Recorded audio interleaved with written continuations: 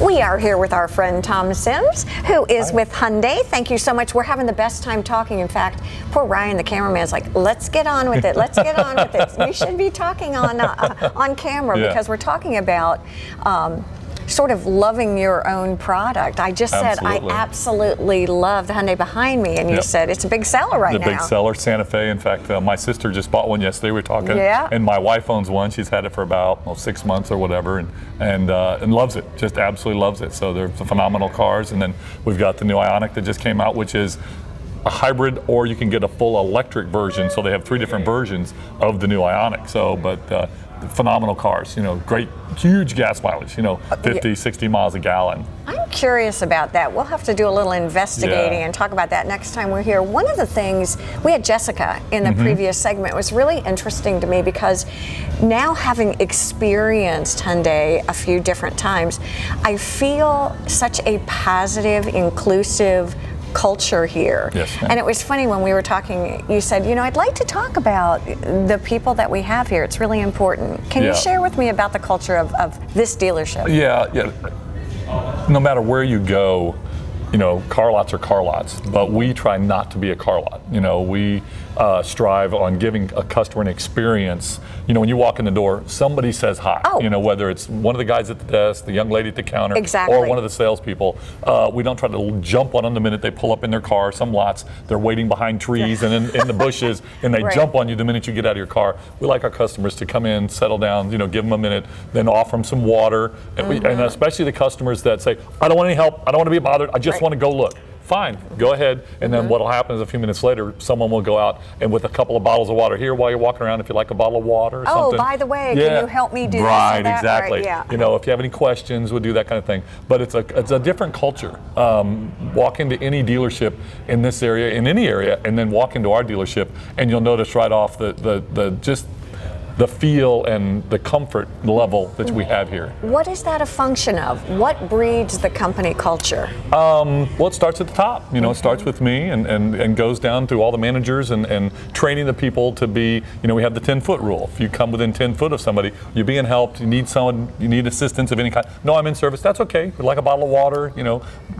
about 40% of our customers come out of service, so they're here buying, getting their car repaired, and they start looking around, and before you know it, they're in service. So we do a lot of leasing, and the average lease customer only keeps their car of a 36-month lease, 25 to 27 months. So they'll be here for service, and then they trade it early, and they have specials where they'll, either roll in your next remaining payments, or at some points they say, we're going to not even make you make the remaining payments. You can come in, trade your car, and walk away from the old car and get a brand new one. So there's always specials. When I come into a dealership like this, especially with you all, do I develop a relationship with you, Tom, and when I keep coming back, I see you, Tom, or is it, in other words, do I have my own special salesperson? Usually, you create a relationship with the salesperson. We're all here as backup for the salespeople and for the service. I'm just not sales, I'm service as well. So I'm a backup to the backup. So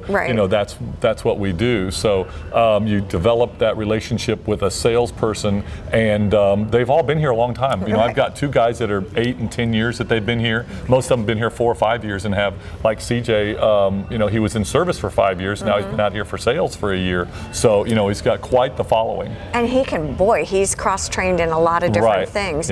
Do most of us come in as informed consumers, and where are the areas that we're most challenged or vulnerable now, do you think, as consumers? A lot of people, 20 years ago, the average customer went to 6 dealerships before they would make a buying decision.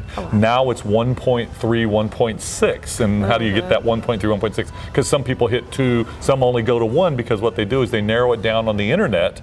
And then they go to the store that gives them the best information that they feel the most comfortable with, or it could be the proximity to where they live. But like I said, I'm selling cars right now in Ormond Beach, in Florida, and in Jacksonville, exactly. North Carolina. I've sold 5 from the community I came from.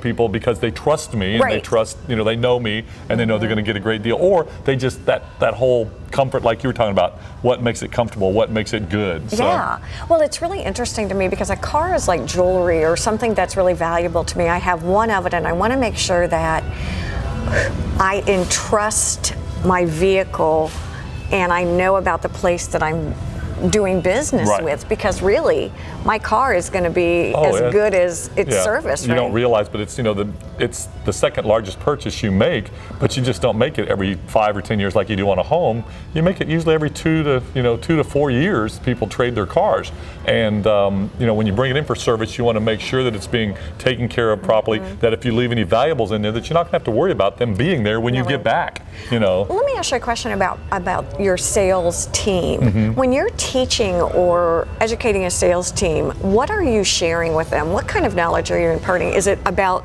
how to fix the tire, or is it more about how the car works? Well, the first thing we train them is to know the product. They need to know the product, because when you have a question, and what we tell them is, when you have a question that you don't know, I'll get back to that with you, and then finish what you're doing, and then go and find that information up, because the customer is going to want to know if they brought it up once, and then a second time, then it's the salesman's fault for not getting the information to them. So the first thing is the product. And then it's, learning your customers and the experience, with the customer. So, that's how we do that.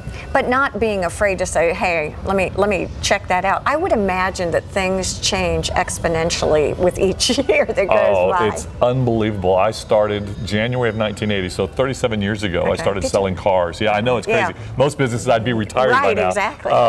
But with 3 kids and a wife, so I was just talking, I got my Social Security, what I'm going to make at 65 or 66. I'm like, I can't live on that. I'm going to be working forever. So, what a great place to work. Yeah, it's a great atmosphere. And like I said, we love that atmosphere. We love that feeling, and that, I don't know if you call it a chi or a feeling, or just how the whole place interacts and everybody works together, and you never hear any yelling and screaming and things like that. It's very calm. And we heard a lot of giggling going on back there too. Well, we work together 8 to 12 hours a day, all of us. You guys probably some know of each them other. only work 8, but some of us also work 10 to 12, like myself and Mike and Matt. We're here at 8:30 in the morning until 8, 9, 10 o'clock at night. Well, if you haven't had a chance to come by and visit Hyundai, you really need to do it. I think you speak the truth. It's really fun to come in here, and everyone makes us feel very welcome here at Girl Talk. Thank you. We want to thank all of you for joining us this week. Have a great one. Bye-bye.